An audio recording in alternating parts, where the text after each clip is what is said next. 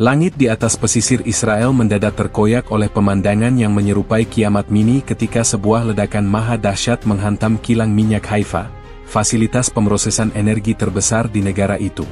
Detik-detik mencekam tersebut, yang terekam dalam ratusan video amatir yang tersebar di media sosial dan dikonfirmasi oleh kantor berita militer Israel, IMNA, menunjukkan sebuah bola api raksasa berwarna oranye menyala melesat tinggi, menelan sebagian besar area fasilitas vital tersebut. Sumber ledakan dipastikan berasal dari hantaman keras, yang oleh pihak militer dikategorikan sebagai serangan presisi jarak jauh. Ini bukan sekadar sabotase atau kegagalan internal. Ini adalah serangan terkoordinasi yang menargetkan infrastruktur vital kami dengan rudal balistik, tegas Brigadir Jenderal, Res. Amnon Sahar, analis pertahanan dan mantan Kepala Direktorat Intelijen Angkatan Laut Israel, saat diwawancarai oleh saluran berita Channel 13 News. Dugaan utama segera mengarah ke kelompok Houthi di Yaman, yang telah berulang kali mengancam akan memperluas jangkauan serangan mereka ke jantung Israel sebagai respons atas agresi di Gaza. Laporan intelijen yang belum terverifikasi dari Lembaga Pemantau Konflik Maritim, MCWL, yang berbasis di London mengindikasikan adanya peluncuran rudal balistik jarak jauh jenis Palestina II, atau varian Zulfikar, yang diklaim Houthi memiliki jangkauan hingga 2150 km. Sekitar Desember 15 menit waktu tempuh dari Yaman ke Israel. Dalam pernyataan yang dirilis beberapa jam setelah insiden, juru bicara militer Houthi, Brigadir Jenderal Yahya Saree, secara implisit mengklaim tanggung jawab, menyebut bahwa api neraka telah mencapai musuh kami dimanapun mereka berada, sebagai pembalasan atas setiap tetes darah Palestina. Pernyataan ini disiarkan melalui jaringan televisi Al-Masirah, yang dikelola Houthi. Dampak fisik dari ledakan tersebut sungguh di luar dugaan. Saksi mata di kota-kota yang berjarak belasan kilometer dari Haifa melaporkan getaran hebat. Saya kira itu gempa bumi. Tapi kemudian saya melihat kilatan cahaya merah raksasa dari jendela, ujar Shimon Levi, seorang pedagang yang tinggal 14 km dari kilang minyak, dalam wawancara telepon dengan Radio Kol Israel. Data seismik yang dicatat oleh Pusat Pemantau Geoscience Nasional Israel, IGNG, menunjukkan adanya gelombang kejut yang setara dengan gempa bumi berkekuatan 4,0 skala Richter di epicentrum kilang.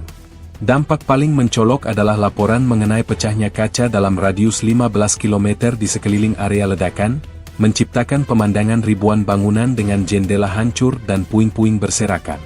Pemerintah Israel, melalui juru bicara Perdana Menteri, Elon Levy, menyatakan situasi ini sebagai tindakan perang terorisme yang tak terlukiskan dan telah menyebabkan bencana nasional. Pernyataan resminya menekankan fokus pada operasi penyelamatan dan pemulihan, namun tidak dapat membendung gelombang kritik keras yang segera mengalir. Letnan Kolonel Purnawirawan Aviram Pas, seorang pakar keamanan siber dan pertahanan udara, melalui akun media sosialnya, melontarkan pertanyaan tajam, bagaimana mungkin sistem pertahanan udara multilapis kami yang paling canggih, Iron Dome, David Sling, dan Arrow, gagal merespons tepat waktu terhadap ancaman yang jelas ini? Kegagalan ini tidak dapat dimaafkan dan harus segera diinvestigasi. Pertanyaan ini menjadi trending topik utama di Israel, menggarisbawahi kegagalan sistematis yang memungkinkan rudal jarak jauh menembus pertahanan dan menghancurkan target strategis. Analisis awal dari sumber pertahanan yang tidak mau disebutkan namanya kepada The Jerusalem Post menyebutkan kemungkinan rudal terbang pada lintasan hipersonik, atau menggunakan manuver mengelabui radar yang disengaja. Situasi ini telah meningkatkan ketegangan militer ke tingkat yang belum pernah terjadi sebelumnya, sementara api raksasa di kilang Haifa terus menjadi pengingat yang menyakitkan akan kerentanan strategis Israel. Setelah hantaman rudal balistik jarak jauh yang diduga berasal dari Yaman, kilang minyak Haifa tidak hanya berhenti berfungsi, ia meledak dalam sebuah peristiwa yang didefinisikan oleh para ahli sebagai pelepasan energi kinetik dan termal yang luar biasa, memancarkan gelombang kejut yang meratakan segala sesuatu dalam radius yang mengkhawatirkan. Dr. Lior Zuckerman, seorang fisikawan material dari Technion Israel Institute of Technology, dalam konferensi pers darurat yang disiarkan oleh Channel 12 News, menggambarkan ledakan tersebut sebagai hampir setara dengan detonasi amunisi besar non-nuklir. Bukan hanya ledakan tangki, tetapi ledakan gabungan antara bahan bakar yang mudah menguap dengan tekanan rudal yang meledak di tengah-tengahnya. Visualisasi satelit yang dirilis oleh Maxar Technologies menunjukkan kawah besar di titik hantaman, jauh lebih dalam dan lebar dari yang diperkirakan untuk rudal konvensional, mengindikasikan bahwa hulu ledak yang digunakan memiliki kekuatan destruktif yang sangat tinggi. Kerusakan fisik langsung di luar batas kilang menjadi tolok ukur mengerikan dari kekuatan ledakan tersebut. Laporan dari Kepolisian Distrik Utara Israel mencatat kerusakan properti masif, hingga mencapai jarak 15 km. Kami menerima ribuan laporan dalam hitungan jam. Hampir setiap bangunan, baik perumahan maupun komersial, di permukiman sepanjang radius 15 km mengalami kerusakan serius pada jendela dan fasad bangunan, ujar Komisaris Jenderal Kobi Shabtai saat memberikan briefing kepada wartawan di sebuah pos komando darurat. Bagian paling tragis dari laporan ini adalah konfirmasi tentang pecahnya kaca dalam radius 15 km yang bukan hanya sekadar kerusakan material. Pecahan kaca yang berterbangan menjadi proyektil mematikan, menyebabkan ratusan korban luka-luka, sebagian besar diantaranya luka sayat parah di wajah, mata, dan anggota tubuh. Juru bicara Magen David Adom, MDA, Layanan Ambulans Nasional Israel, menyatakan bahwa rumah sakit di Haifa, Akko, dan Karmiel kewalahan dengan lonjakan pasien korban pecahan kaca. Namun, di tengah kengerian ledakan, fokus kritis beralih pada kegagalan sistem keamanan dan pertahanan Israel. Bagaimana mungkin infrastruktur strategis seperti kilang Haifa, yang seharusnya dilindungi oleh lapisan terkuat sistem pertahanan udara, bisa dihantam tanpa perlawanan? Kritik tajam diarahkan pada IDF Air Defense Command, karena sistem pertahanan udara Israel gagal merespons tepat waktu. Sumber anonim dari Kementerian Pertahanan Israel yang dihubungi oleh koresponden keamanan Haaretz mengungkapkan bahwa ada jendela kegagalan kritis, hanya beberapa menit sebelum rudal mencapai target. Sistem warning kami menangkap peluncuran itu, namun dalam lintasan terakhirnya, rudal itu diduga terbang terlalu rendah, menipu radar pencarian ketinggian, atau bergerak di luar kecepatan hipersonik yang diprediksi model interceptor kami saat ini, kata sumber tersebut. Kegagalan ini memicu perdebatan sengit di antara para pejabat pertahanan. Menteri Pertahanan Yoav Gallant dilaporkan mengadakan pertemuan darurat tertutup dengan Kepala Staf IDF, Letnan Jenderal Herzi Halevi, dan Kepala Dinas Intelijen Shin Bet. Kolumnis militer senior dari Yediot Ahronot, Ron Benishai, menulis analisis yang sangat kritis, menyebut insiden tersebut sebagai tamparan keras terhadap doktrin pertahanan Israel, dan menuntut transparansi total. Benishai berspekulasi bahwa kegagalan tersebut mungkin bukan hanya teknis, melainkan koordinasi, di mana sistem peringatan dini tidak berhasil mentransfer data pelacakan yang akurat dan tepat waktu kepada operator Iron Dome, atau David Sling. Sementara itu, klaim Houthi yang menyebut rudal mereka memiliki kemampuan siluman, stealth technology, dan kecepatan hingga Mach 16, yang sempat diremehkan oleh Barat, kini menjadi perhatian serius.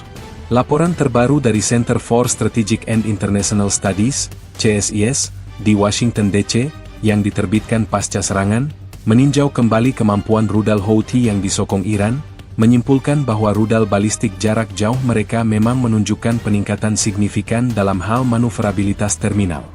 Kemampuan untuk mengubah lintasan secara drastis di detik-detik akhir membuat sistem hit to kill Israel kesulitan mengunci, tulis laporan tersebut.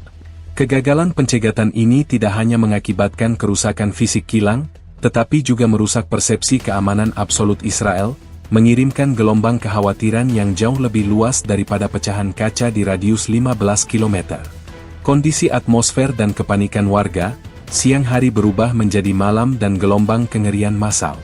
Dampak paling segera dan visual dari ledakan di kilang minyak Haifa adalah perubahan drastis pada kondisi atmosfer, sebuah fenomena yang mengubah siang hari menjadi pemandangan yang gelap dan suram, memicu gelombang kepanikan yang meluas di antara warga. Api raksasa yang membakar fasilitas vital tersebut memuntahkan volume asap tebal yang menyelimuti langit dalam jumlah yang tak terbayangkan. Kolom asap hitam pekat, kaya akan jelaga, hidrokarbon yang tidak terbakar, dan partikel beracun, menjulang ribuan meter ke udara sebelum tersebar oleh angin, membentuk selimut raksasa yang dengan cepat menutupi wilayah yang luas. Menurut analisis dari Layanan Meteorologi Israel, IMS, Dalam waktu kurang dari 1 jam setelah ledakan, konsentrasi partikel halus, PM2.5, di udara melonjak hingga 50 kali lipat di atas batas aman Organisasi Kesehatan Dunia, WHO, di area Haifa dan Kiryat. Kami melihat anomali termal dan visual yang sangat ekstrim. Pada puncaknya, langit tampak seperti malam hari, bahkan di tengah hari bolong, jelas Profesor Avi Sharon, Kepala Departemen Pemodelan Iklim Regional IMS, saat berbicara kepada wartawan yang berkumpul di Tel Aviv. Visual dari helikopter patroli militer yang disiarkan oleh Israel Public Broadcasting Corporation, CAN, menunjukkan pemandangan yang menakutkan. Kota-kota pinggiran Haifa, yang seharusnya bermandikan cahaya matahari, terlihat seolah-olah ditelan oleh kegelapan abadi, memaksa kendaraan menyalakan lampu depan mereka pada jam 11 pagi. Fenomena ini, di mana siang hari terasa seperti malam, segera memicu kepanikan di kalangan warga. Bukan hanya karena pemandangan yang tidak wajar, tetapi juga karena ketakutan yang mendalam akan dampak kesehatan jangka pendek dari menghirup udara beracun. Sirine peringatan berbunyi bukan lagi untuk serangan rudal, melainkan untuk peringatan bahaya polusi udara yang ekstrim. Otoritas setempat mengeluarkan perintah darurat melalui sistem komunikasi seluler, memerintahkan semua penduduk untuk tetap berada di dalam rumah, menutup rapat semua jendela, dan menyalakan pendingin udara dalam mode resirkulasi. Itu adalah adegan yang nyata dari sebuah film bencana. Langit benar-benar hitam, dan bau bahan kimia dan plastik terbakar begitu kuat hingga mata terasa pedih, kenang Dalia Meir, seorang ibu 2 anak dari Karmiel, yang memberikan kesaksiannya kepada BBC News. Dalia menceritakan bagaimana ia dan tetangganya berjuang untuk mencari masker N95, yang harganya langsung melambung tinggi di pasar gelap. Fenomena gelap ini juga memperburuk gelombang kepanikan di kalangan warga yang sudah trauma dengan suara ledakan dan pecahan kaca. Laporan dari Layanan Psikososial Nasional Israel, NPS, mengindikasikan lonjakan panggilan darurat terkait kecemasan akut, serangan panik, dan gejala stres pasca trauma, PTSD. Kegelapan mendadak ini adalah pemicu psikologis yang kuat. Ini menghancurkan sisa-sisa rasa aman warga, kata Dr. Tamar Efrat, Direktur Klinis NPS, dalam laporan yang diserahkan kepada Kementerian Kesehatan. Pihaknya mencatat peningkatan doubling dalam insiden anak-anak yang mengalami kesulitan bernapas dan orang tua yang mengalami disorientasi di tengah kegelapan yang tiba-tiba. Selain itu, kabut asap tebal juga melumpuhkan lalu lintas udara dan darat. Otoritas Bandara Israel, IAA, mengumumkan penutupan sementara Bandara Haifa dan pengalihan semua penerbangan domestik ke Bandara Ben Gurion di Tel Aviv karena jarak pandang yang zero visibility. Jaringan jalan raya utama yang menghubungkan Haifa ke selatan juga ditutup karena bahaya kecelakaan yang diakibatkan oleh gelapnya cuaca.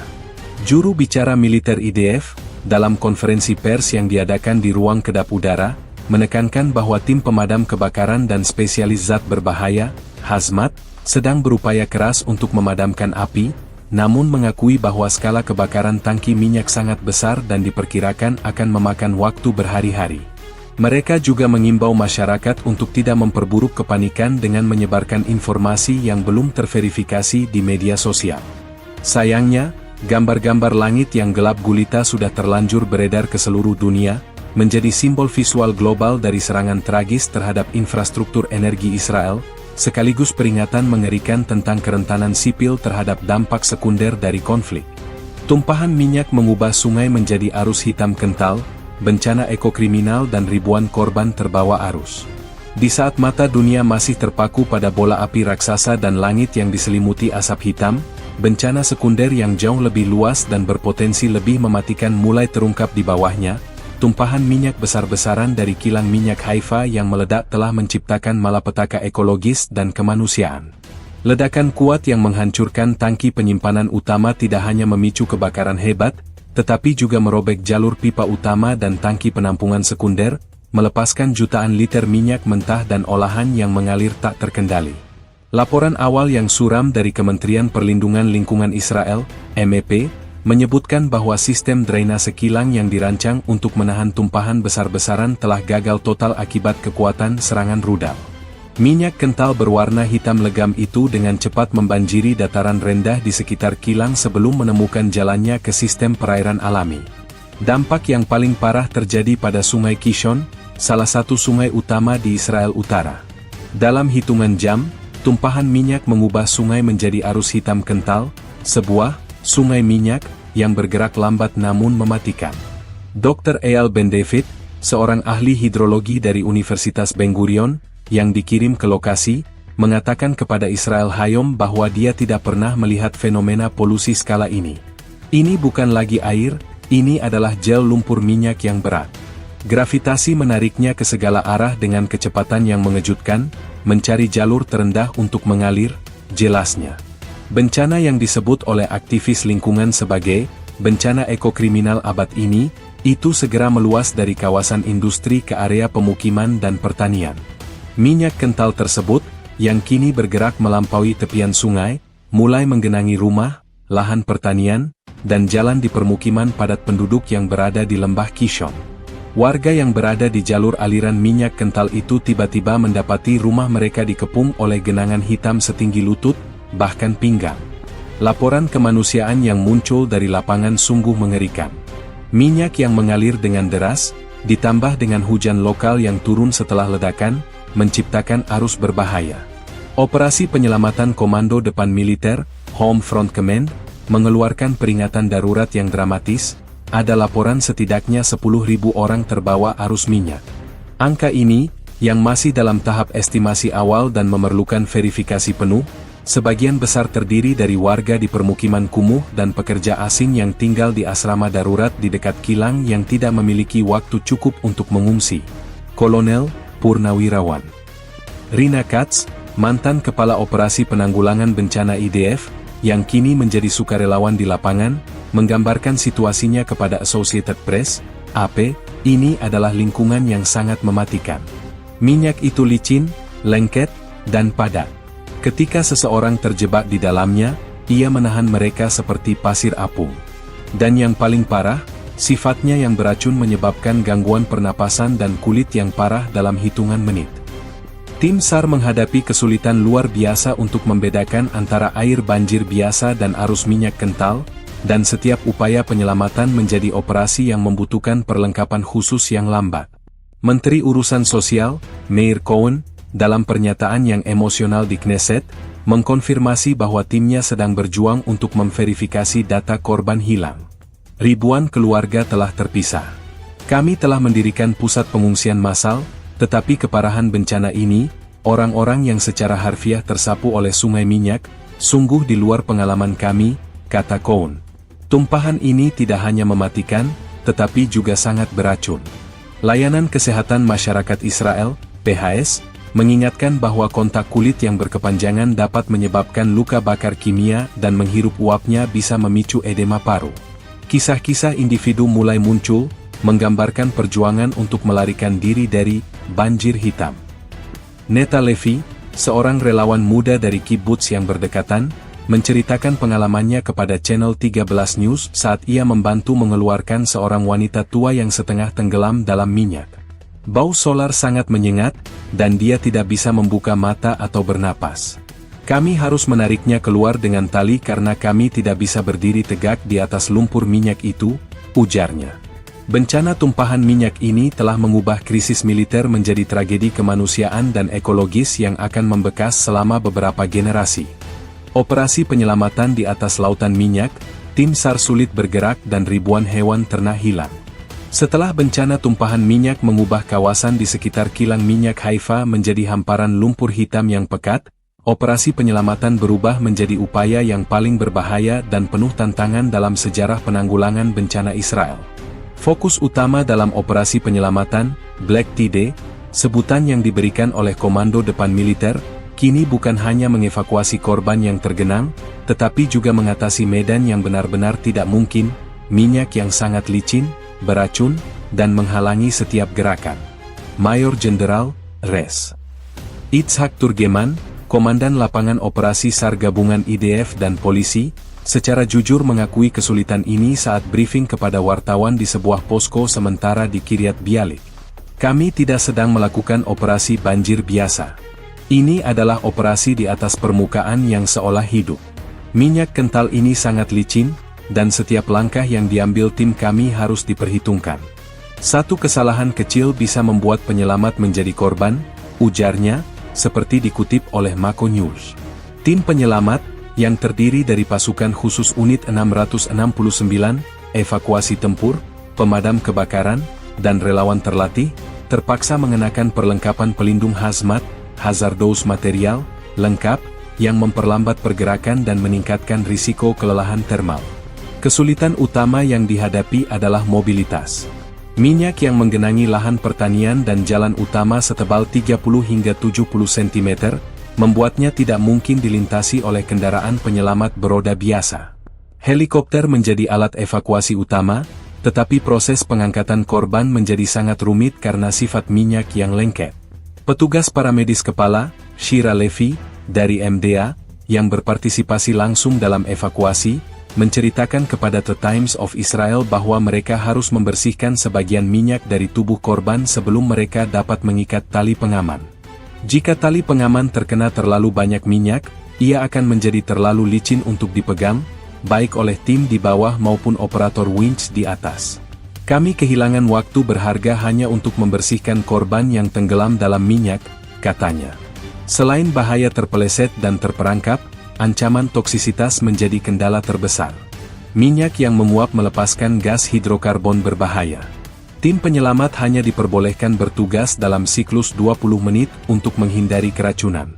Dr. Tamar Efrat, yang sebelumnya menanggapi kepanikan di bab 3, kini memimpin tim medis lapangan dan mengkonfirmasi kepada Globes bahwa puluhan personel penyelamat telah dirawat karena mual, pusing, dan iritasi kulit parah akibat paparan uap minyak, meskipun telah mengenakan masker khusus. Tragedi ini meluas ke sektor peternakan dan satwa liar. Kawasan utara yang terkenal dengan pertanian dan peternakan intensif kini menjadi kuburan masif. Laporan dari Kementerian Pertanian dan Pembangunan Pedesaan sangat mengkhawatirkan, banyak hewan ternak juga dilaporkan hilang setelah kejadian tersebut. Diperkirakan ribuan ekor sapi, domba, dan unggas yang terperangkap di kandang mereka tidak dapat melarikan diri dari arus minyak kental. Minyak tersebut tidak hanya menenggelamkan mereka, tetapi juga melapisi bulu dan kulit mereka, menyebabkan hipotermia dan sesak napas. Aktivis perlindungan hewan, Yael Cohen, dari Israel Animal Aid, yang mencoba mengakses peternakan yang terendam, memberikan kesaksian yang memilukan kepada KAN TV. Kami melihat puluhan bangkai sapi yang terbungkus lapisan minyak tebal. Mereka tidak mati karena benturan, mereka mati lemas atau kedinginan karena minyak merusak insulasi tubuh mereka. Upaya menyelamatkan hewan hidup pun hampir mustahil karena kami kesulitan bergerak di atas lumpur minyak yang licin, ujarnya, menambahkan bahwa minyak tersebut juga merusak habitat perairan, mengancam populasi ikan, belut, dan burung air di Sungai Kishon dan Teluk Haifa. Operasi pembersihan dan penyelamatan diperkirakan akan memakan waktu berbulan-bulan dan menelan biaya miliaran shekel. Saat ini, Komando Depan Militer sedang berkoordinasi dengan perusahaan energi dan militer AS untuk mendapatkan peralatan khusus penanggulangan tumpahan minyak dan hovercraft kecil yang dapat bermanuver di atas permukaan licin. Kegigihan tim penyelamat yang harus berjuang melawan zat mematikan ini di atas permukaan yang licin dan tidak stabil merupakan inti dari babak kelam pasca serangan rudal di Israel. Awal mula bencana lingkungan, tumpahan dari kebakaran hebat menjadi sungai-sungai minyak kematian. Ketika bola api raksasa di kilang minyak Haifa mencapai puncaknya, di bawahnya, sebuah bencana lingkungan yang masif dan tersembunyi telah mulai bergerak, jauh lebih berbahaya dalam dampaknya yang jangka panjang daripada ledakan itu sendiri.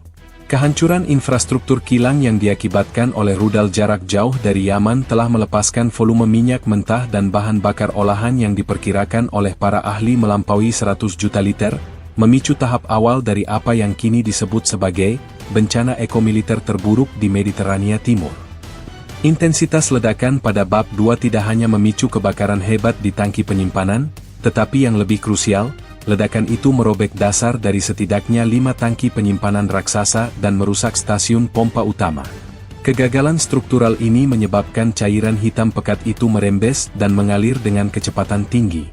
Dr. Oren Katz, Kepala Unit Penanggulangan Zat Berbahaya di Kepolisian Nasional Israel, yang memiliki akses ke rekaman CCTV internal kilang sebelum listrik padam total, menjelaskan kepada channel 11 News bahwa kerusakannya bersifat katastrofik. Dalam waktu 10 menit setelah hantaman, kami melihat luapan besar-besaran. Minyak itu tidak hanya tumpah, ia didorong keluar oleh tekanan internal dan kekuatan kejut, menciptakan gelombang hitam yang mengalir deras melalui parit-parit dan kanal drainase yang ada, ujarnya. Awal dari bencana lingkungan ini didorong oleh satu faktor utama, tumpahan minyak yang mencari jalur terendah untuk mengalir. Menurut model pemetaan hidrologi darurat yang dirilis oleh Institut Penelitian Geologi Israel, GSI, semua cairan yang tumpah dari kilang mengalir ke arah lembah aluvial di mana Sungai Kishon berada. Sungai Kishon, yang secara historis sudah menjadi salah satu sungai paling tercemar di Israel, kini menghadapi beban racun yang tidak tertanggungkan. Dalam waktu yang sangat singkat, minyak kental berwarna hitam legam itu mulai menyelimuti permukaan air. Tumpahan minyak mengubah sungai menjadi arus hitam kental, sebuah deskripsi visual yang kini menjadi ikon kengerian ini di media internasional.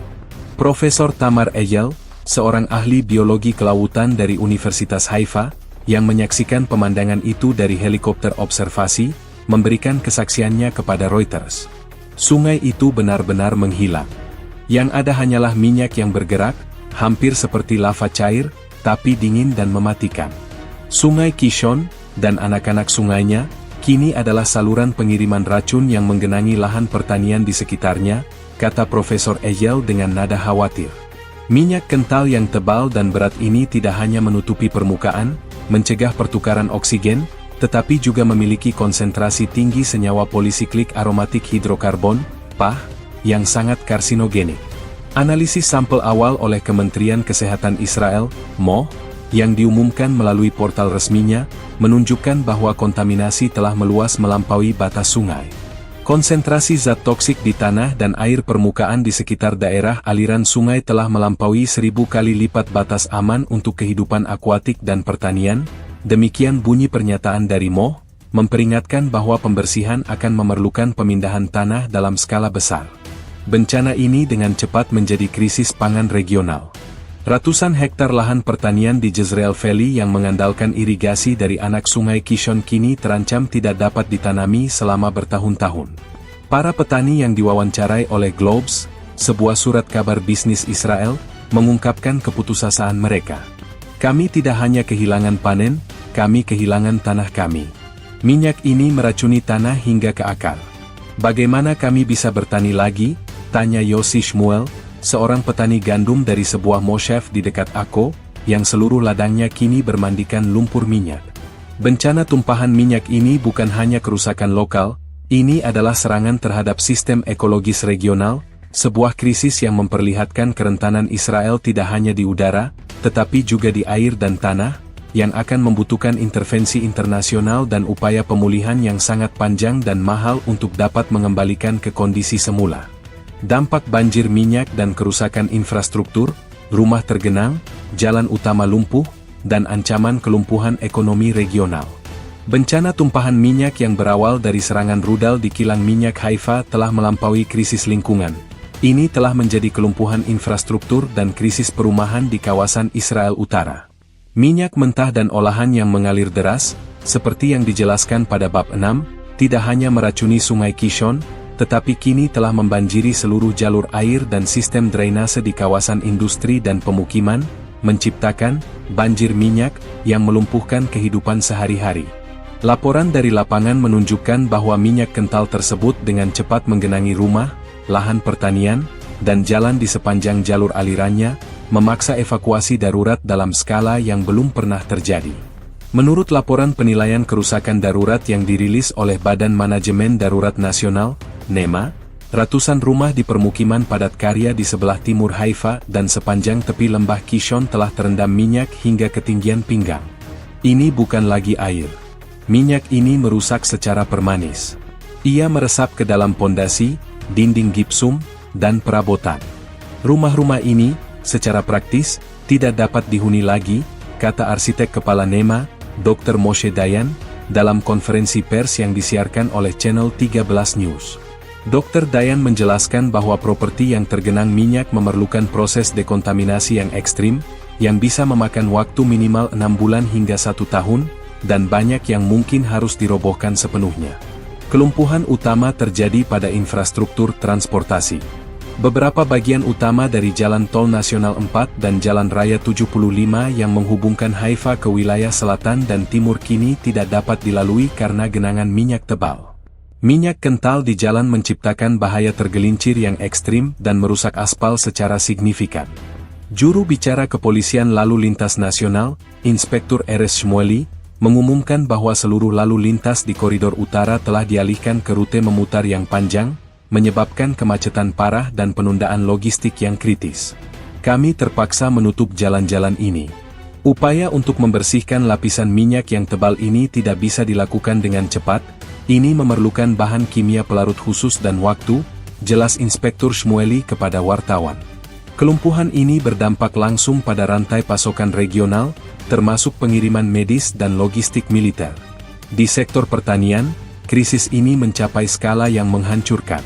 Ribuan hektar lahan pertanian subur yang dikenal sebagai lumbung pangan Israel Utara kini ditutupi lapisan minyak setebal beberapa sentimeter. Asosiasi Petani Israel, AFI, memperkirakan kerugian total panen dan kerusakan tanah yang tidak dapat diperbaiki dalam jangka pendek akan mencapai miliaran shekel. Ketua AFI, Dov Amitai, dalam wawancara yang emosional dengan Globes, mengatakan, "Ini adalah kematian ekonomi bagi komunitas kami. Minyak tidak hanya membunuh tanaman tahun ini, ia meracuni tanah, membunuh mikroorganisme yang penting. Tanah ini mungkin tidak akan subur selama 5 hingga 10 tahun ke depan."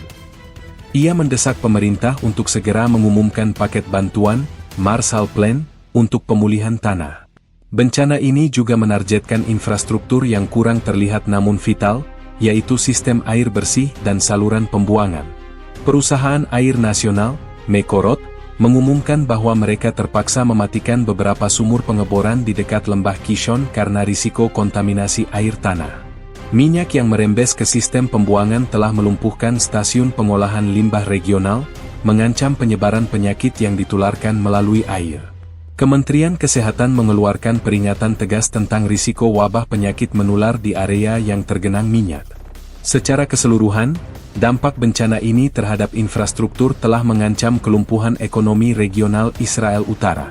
Pelabuhan Haifa, meskipun tidak tergenang minyak secara langsung, mengalami kesulitan logistik karena jalur akses daratnya terpotong.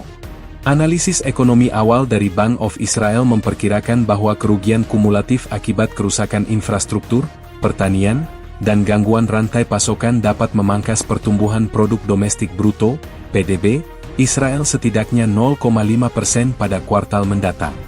Jelas, serangan rudal ke kilang minyak bukan hanya merusak fasilitas energi, itu adalah serangan terhadap pondasi fisik dan ekonomi kehidupan di Israel Utara, sebuah pukulan yang akan membutuhkan pemulihan yang masif dan terkoordinasi. Korban manusia akibat arus minyak, laporan kemanusiaan mengerikan dan angka 10.000 orang terbawa arus minyak. Bencana lingkungan yang ditimbulkan oleh tumpahan minyak di Israel Utara dengan cepat berubah menjadi tragedi kemanusiaan yang menakutkan, dengan munculnya laporan awal mengenai korban yang hilang dan terluka. Di tengah kekacauan dan sulitnya akses, angka-angka awal yang dikumpulkan oleh otoritas darurat menyiratkan skala krisis yang memilukan, terutama terkait fenomena banjir hitam yang menyapu bersih pemukiman.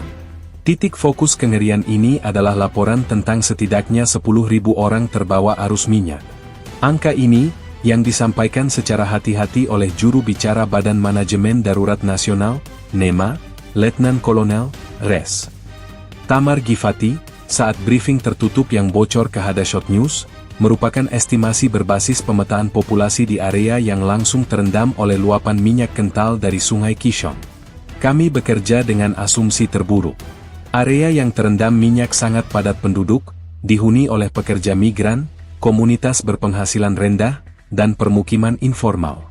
Saat minyak mengalir deras, banyak yang tidak memiliki waktu atau sarana untuk mengungsi. Mereka terbawa arus minyak kental itu, ungkap Gifati dalam rekaman yang dirilis. NEMA menekankan bahwa angka ini termasuk korban hilang yang belum bisa diverifikasi secara fisik, namun potensi korban tewas sangat tinggi. Kisah-kisah individu yang selamat dari arus hitam mulai memperlihatkan betapa mematikannya zat cair pekat ini. Ahmed Hassan, Seorang pekerja konstruksi dari Eilat yang berada di asrama pekerja di dekat kilang, menceritakan pengalamannya kepada AFP. Pintu asrama kami meledak. Kemudian datanglah dinding hitam. Itu seperti lumpur tebal yang dingin dan berbau busuk. Saya melihat banyak orang di sebelah saya menjerit, mereka mencoba berenang, tapi minyak itu sangat berat dan lengket, seperti pelukan kematian. Sulit sekali bernapas, katanya, sambil dirawat karena luka bakar kimia di kulitnya. Korban yang berhasil dievakuasi menghadapi tantangan medis yang kompleks. Dr. Rachel Benezra, kepala gawat darurat di Rumah Sakit Rambam Haifa, melaporkan kepada Kementerian Kesehatan tentang jenis cedera baru dan unik yang mereka hadapi. Kami bukan hanya merawat trauma ledakan, tetapi juga kasus asfiksia akibat menghirup uap minyak beracun, luka bakar kimia yang parah pada kulit dan mata, serta hipotermia karena minyak yang dingin menghilangkan panas tubuh, jelas Dr. Benezra. Ia menambahkan bahwa upaya untuk membersihkan minyak dari tubuh korban seringkali memerlukan pelarut khusus, yang juga berisiko bagi kesehatan, menciptakan dilema medis yang serius. Krisis ini secara khusus menargetkan komunitas paling rentan. Organisasi non-pemerintah Physicians for Human Rights, Israel, PHRI, mengeluarkan pernyataan yang mengecam kurangnya peringatan dini yang memadai untuk permukiman informal yang tidak terdaftar secara resmi. Direktur Eksekutif PHRI, Mor Efrat, menyatakan kepada Democracy Now!, ribuan orang ini tinggal di luar jangkauan sirene standar dan sistem peringatan teks kami. Mereka adalah yang pertama terhanyut dan yang paling sulit dijangkau oleh tim penyelamat. Kegagalan ini adalah kegagalan struktural untuk melindungi populasi paling rentan. Selain korban fisik, dampak psikologis dari peristiwa ini sangat besar. Psikolog klinis Dr. Amit Cohen, yang bekerja di Pusat Penampungan Pengungsi Darurat di Netanya, mencatat tingginya tingkat trauma kolektif. Mereka tidak hanya kehilangan rumah dan harta benda, banyak yang menyaksikan tetangga atau anggota keluarga mereka diseret oleh arus hitam. Itu adalah kengerian yang berlipat ganda, teror serangan rudal diikuti oleh kengerian bencana alam buatan manusia, kata Dr. Cohen dalam laporannya kepada Layanan Psikososial Nasional. Pemerintah Israel, yang diwakili oleh Menteri Urusan Sosial, Meir Cohen, kini berjuang untuk mengkoordinasikan upaya identifikasi korban dan penyediaan bantuan dasar. Fokus utama kami adalah verifikasi nama-nama dalam daftar 10.000 yang hilang ini. Kami mendirikan pusat krisis dan berharap sebagian besar telah mengungsi tanpa sempat melapor. Namun, kami harus bersiap untuk yang terburuk, ujar Menteri Cohen. Tragedi korban manusia yang tersapu oleh arus minyak kental ini telah mengubah fokus krisis dari geopolitik menjadi kemanusiaan, menuntut respon segera dan transparan dari otoritas. Fase penyelamatan dan pemulihan pasca serangan rudal di kilang minyak Haifa kini bergulat dengan realitas paling brutal dan tak terduga, medan yang sepenuhnya tertutup oleh material yang mematikan. Operasi ini bukan hanya upaya mencari dan mengevakuasi korban, tetapi sebuah pertempuran melawan fisika dan kimia yang membuat tim kesulitan bergerak di atas minyak yang licin dan kental, sementara tragedi ekologis menyertai dengan laporan masif mengenai hilangnya hewan ternak. Mayor Jenderal, Purnawirawan Ami Ayalon, mantan Kepala Shin Bet dan kini Koordinator Operasi Penyelamatan Sipil, yang berbicara dari pos komando lapangan yang disiarkan oleh Israel Public Broadcasting Corporation, KAN, menegaskan bahwa minyak adalah musuh utama mereka. Minyak ini sangat tebal, namun pada saat yang sama, ia menciptakan permukaan yang sangat berbahaya. Setiap langkah di atasnya membutuhkan perlengkapan khusus dan keberanian luar biasa. Rasio kelelahan dan risiko cedera bagi tim penyelamat kami naik hingga 400%, kata Ayalon. Minyak kental tersebut menciptakan efek quicksand yang lambat namun mematikan, menjebak kaki dan memperlambat pergerakan, yang krusial saat waktu adalah nyawa. Para personel penyelamat, termasuk unit 669 IDF dan tim pencarian dan penyelamatan dari Layanan Pemadam Kebakaran dan Penyelamatan Nasional, terpaksa menggunakan strategi yang belum pernah terpakai. Mereka membangun jembatan darurat dari papan kayu dan rakit ringan, dan bergerak dengan perlengkapan tali temali layaknya pendaki gunung, hanya untuk menempuh jarak pendek di atas hamparan minyak. Kapten Yigal Sahar, komandan tim SAR di lapangan, menjelaskan kepada koresponden Haaretz bahwa pakaian pelindung hazmat mereka, yang sangat dibutuhkan untuk melindungi diri dari uap beracun, juga menjadi penghalang. Minyak itu menempel pada pakaian hazmat, menambah bobot, dan mengurangi kelincahan. Kami harus bekerja dalam siklus sangat singkat, kurang dari 20 menit, sebelum kami harus berganti tim karena kelelahan dan risiko paparan zat berbahaya, kata Kapten Sahar. Tantangan pergerakan ini secara langsung berkorelasi dengan tingginya jumlah korban yang hilang dan kesulitan dalam memverifikasi keberadaan 10.000 orang yang diduga terbawa arus. Setiap pencarian harus dilakukan secara manual dan lambat. Selain krisis kemanusiaan, sektor peternakan menjadi korban senyap. Kawasan yang terendam minyak merupakan lumbung peternakan, dan laporan dari Kementerian Pertanian dan Pembangunan Pedesaan yang dirilis melalui platform AgriNews Israel sangat mengkhawatirkan. Dikonfirmasi bahwa banyak hewan ternak juga dilaporkan hilang setelah kejadian tersebut. Kerugiannya termasuk ribuan ekor sapi perah, domba, kambing, dan unggas yang tidak sempat diselamatkan atau mati lemas. Dr. Talia Benzefe, Kepala Dokter Hewan Regional, menjelaskan dampak tumpahan minyak pada hewan ternak kepada Yediot Ahronot. Hewan-hewan ini mati secara brutal. Minyak yang melapisi kulit dan bulu mereka menyebabkan kematian karena hipotermia, karena fungsi insulasi tubuh mereka hancur. Selain itu, jika mereka menelan minyak saat mencoba membersihkan diri, mereka akan mengalami keracunan internal yang fatal. Ini adalah bencana ganda, baik bagi petani maupun bagi kesejahteraan hewan, ujarnya. Upaya penyelamatan hewan yang masih hidup juga menghadapi tantangan yang sama dengan penyelamatan manusia. Mereka terperangkap dan sulit untuk digerakkan di atas permukaan yang licin. Relawan dari organisasi Tza'ar Ba'alei Haim, pencegahan kekejaman terhadap hewan, berjuang untuk mengeluarkan sapi-sapi yang tubuhnya telah tertutup minyak. Rafi Cohn, seorang relawan, menceritakan pengalamannya kepada AFP, "Kami harus menarik sapi-sapi itu dengan derek, karena terlalu licin untuk berjalan di samping mereka. Kami harus memandikan mereka dengan deterjen khusus berulang kali agar mereka tidak mati kedinginan atau keracunan. Ini adalah operasi pembersihan yang masif hanya untuk satu ekor hewan." Kebutuhan akan bantuan internasional kini menjadi mendesak. Israel secara resmi telah meminta bantuan dari Badan Perlindungan Lingkungan, EPA, AS dan Uni Eropa untuk menyediakan tim spesialis dekontaminasi dan peralatan yang dirancang untuk operasi di lingkungan yang terkontaminasi minyak, termasuk skimmer dan hovercraft kecil. Tantangan berat untuk bergerak di atas lautan minyak yang berbahaya ini menegaskan bahwa proses pemulihan akan jauh lebih lambat dan lebih berbahaya daripada yang diperkirakan semula, dengan harga yang sangat mahal dalam hal nyawa manusia dan ekosistem. Di bawah selimut asap beracun dan di tengah kekacauan operasi penyelamatan manusia, tragedi ekologis yang diam-diam namun mengerikan telah terungkap. Bencana tumpahan minyak di kilang minyak Haifa telah menciptakan kehancuran biologis yang tak terpulihkan di lembah Kishon, dengan fokus mengerikan pada korban hewan ternak yang dilaporkan hilang dan matinya ekosistem air. Bencana ini, yang dijuluki oleh ilmuwan sebagai Black Holocaust, menuntut perhatian segera karena dampaknya yang meluas dan berjangka panjang.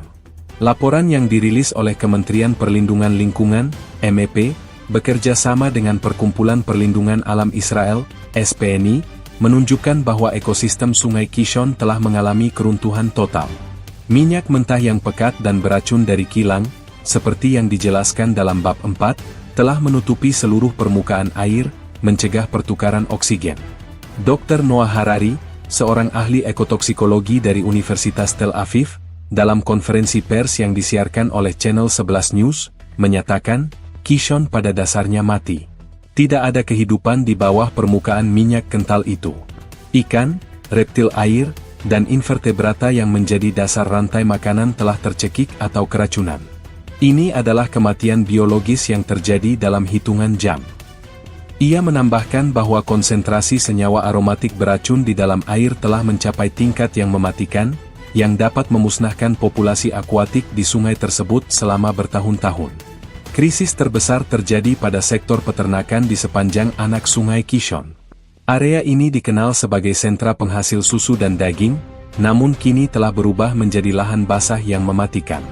Laporan resmi dari Kementerian Pertanian dan Pembangunan Pedesaan yang diumumkan melalui portal berita Agritech Israel mengonfirmasi skala kerugian yang menghancurkan, ribuan hewan ternak dilaporkan hilang atau mati.